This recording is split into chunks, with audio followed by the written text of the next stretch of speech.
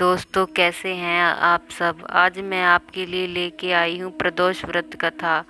दोस्तों, आप इस प्रदोष व्रत कथा को सब 7 वारों में पढ़ने वाले सभी प्रदोष में सुन सकते हैं। तो आइए शुरू करते हैं। पूर्व काल में एक पुत्रवती ब्राह्मणी थी। उसके 2 पुत्र थे। वह ब्राह्मणी बहुत ही निर्धन थी। देवयोग से उसे एक दिन महर्षि शांडिल्य के दर्शन हुए। महर्षि के मुख से प्रदोष व्रत में शिव पूजन की महिमा सुनकर उस ब्राह्मणी ने ऋषि से पूजन की विधि पूछी। उसको श्रद्धा और आग्रह से ऋषि ने उसे ब्राह्मणी को शिव पूजन का उपयुक्त विधान बतलाया और उस ब्राह्मणी से कहा, तुम अपने दोनों पुत्रों से शिव की पूजा कराओ। इस व्रत के प्रभाव से तुम्हें 1 वर्ष के पश्चात पूर्ण सिद्धि प्राप्त होगी। उस ब्राह्मणी ने महर्षि शांडिल्य के वचन सुनकर उन बालकों के सहित नतमस्तक होकर मुनि के चरणों में प्रणाम किया और बोली, हे ब्राह्मण, आज मैं आपके दर्शन से धन्य हो गई हूँ। मेरे ये दोनों कुमार आपकी शरण में है। यह सूचिव्रत मेरा पुत्र है और यह राजसूत मेरा धर्म पुत्र है। ये दोनों बालक आपके सेवक हैं। आप मेरा उद्धार कीजिए। उस ब्राह्मणी को शरणागत जानकर मुनि ने मधुर वचनों द्वारा दोनों कुमारों को शिव जी की आराधना विधि बताई। तदंतर वे दोनों बालक और ब्राह्मणी मुनि को प्रणाम कर शिव मंदिर में चले गए। उस दिन से वे दोनों बालक मुनि के कथनानुसार नियम पूर्वक प्रदोष काल में शिव जी की आराधना करने लगे। पूजा करते हुए उन दोनों को 4 महीने बीत गए। एक दिन राजसूत की अनुपस्थिति में सूचिव्रत स्नान करने नदी किनारे चला गया और जल क्रीड़ा करने लगा। संयोग से उसी समय उसे नदी की तलहटी में चमकता हुआ धन का बहुत बड़ा कलश दिखाई पड़ा। उस धन पूरित कलश को देखकर सूचिव्रत बहुत ही प्रसन्न हुआ। उस कलश को सिर पर रखकर ले आया। कलश को भूमि पर रखकर वह अपनी माता से बोला, हे माता, शिव जी की महिमा तो देखो। भगवान ने इस घड़े के रूप में अपार संपत्ति दे दी है। उसकी माता घड़े को देखकर आश्चर्य करने लगी कि राजसूत को बुलाकर कहा, बेटे मेरी बात सुनो, तुम दोनों इस धन को आपस में आधा आधा बांट लो। माता की बात सुनकर सूचिव्रत अत्यंत ही प्रसन्न हुआ, परंतु राजसूत ने अपनी असहमति प्रकट करते हुए कहा, हे माँ, यह धन तेरे पुत्र के पुण्य से उसे प्राप्त हुआ है। मैं इसमें किसी प्रकार का हिस्सा नहीं लेना चाहता, क्योंकि अपने किए हुए कर्म का फल मनुष्य स्वयं ही भोगता है। इस प्रकार शिव पूजन करते हुए एक ही घर में उन्हें 1 वर्ष व्यतीत हो गया। एक दिन राजकुमार ब्राह्मण के पुत्र के साथ वसंत ऋतु में वन विहार करने के लिए गया। वे दोनों जब साथ साथ वन में बहुत दूर निकल गए तो उन्हें वहां पर सैकड़ों गंधर्व कन्याएं खेलती हुई दिखाई पड़ी। ब्राह्मण कुमार उन गंधर्व कन्याओं को क्रीडार्थ देखकर राजकुमार से बोला, यहाँ पर कन्याएं विहार कर रही हैं, इसलिए हम लोगों को अब और आगे नहीं जाना चाहिए, क्योंकि ये गंधर्व कन्याएं शीघ्र ही मनुष्य के मन को मोहित कर लेती हैं। इसलिए मैं तो इन कन्याओं से दूर ही रहूंगा। परंतु राजकुमार उसकी बात अनसुनी कर कन्याओं के विहार स्थल में निर्भीक भाव से अकेला ही चला गया। उन सभी गंधर्व कन्याओं में प्रधान सुंदरी उस आए हुए राजकुमार को देखकर मन में विचार करने लगी कि कामदेव के समान सुंदर रूप वाला यह राजकुमार कौन है। उस राजकुमार के साथ बातचीत करने के उद्देश्य से सुंदरी ने अपनी सखियों से कहा, सखियों, तुम लोग निकट के वन में जा अशोक, चंपक, मोलसिरी आदि के ताजे फूल तोड़ लाओ। तब तक मैं तुम्हारी प्रतीक्षा में यहीं रुकी रहूंगी।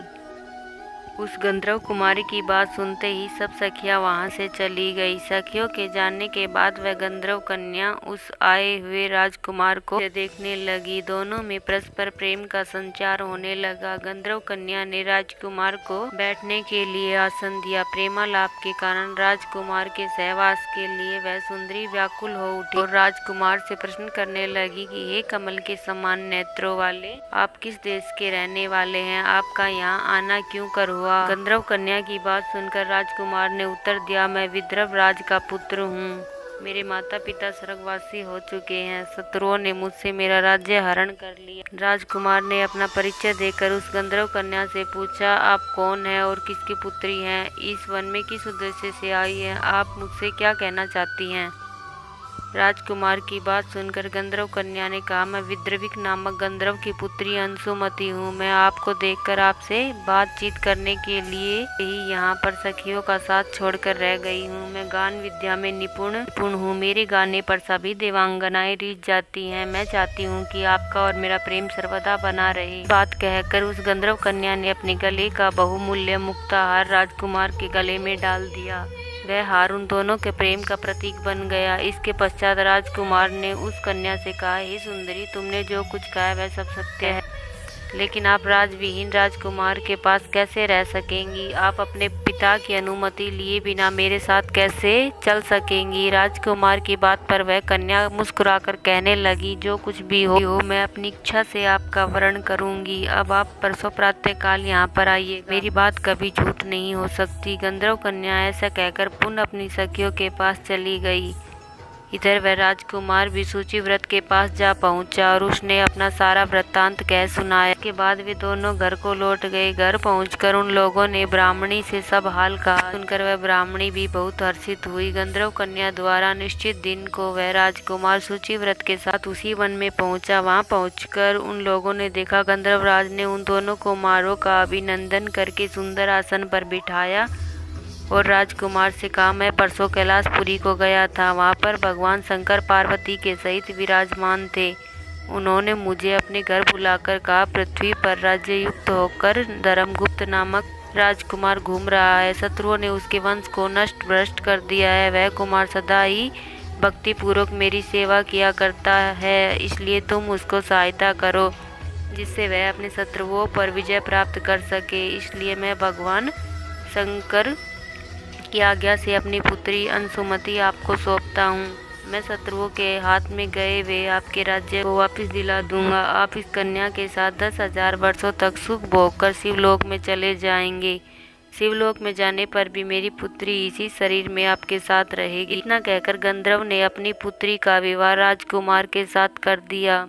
दहेज में अनेक बहुमूल्य रत्न, वस्त्र, रथ आदि प्रदान किए। इसके अतिरिक्त दास दासियां तथा शत्रुओं पर विजय पाने के लिए गंधर्वों की चतुर्गणी सेना भी दी। राजकुमार ने गंधर्वों की सहायता से शत्रुओं को नष्ट कर दिया और वह अपने नगर में प्रविष्ट हुआ। मंत्रियों ने राजकुमार को सिंहासन पर बैठाकर राज्य अभिषेक किया। अब वह राजकुमार राज सुख भोगने लगा। जिस दरिद्र ब्राह्मणी ने इसका पालन पोषण किया था उसे ही राजमाता के पद पर आसीन किया गया। वह सूचिव्रत ही इसका छोटा भाई बना। इस प्रकार प्रदोष काल में शिव पूजन के प्रभाव से वह राजकुमार दुर्लभ पद को प्राप्त हुआ। जो यह मनुष्य प्रदोष काल में अथवा नित्य ही इस कथा को श्रवण करता है वह निश्चय ही सभी कष्टों से मुक्त हो जाता है और अंत में परम पद का अधिकारी बनता है। बोलो भोलेनाथ और माँ पार्वती की जय। हर हर महादेव। तो दोस्तों, अगर अब मेरी कहानी आपको पसंद आई हो तो कमेंट में हर हर महादेव ज़रूर लिखें और आपको मेरी कहानी कैसी लगी ये भी ज़रूर बताइए। और चैनल को दोस्तों लाइक और सब्सक्राइब ज़रूर कर लें और अगली कहानी आपको कौन सी चाहिए ये भी बताइए। धन्यवाद दोस्तों मेरी कहानी सुनने के लिए।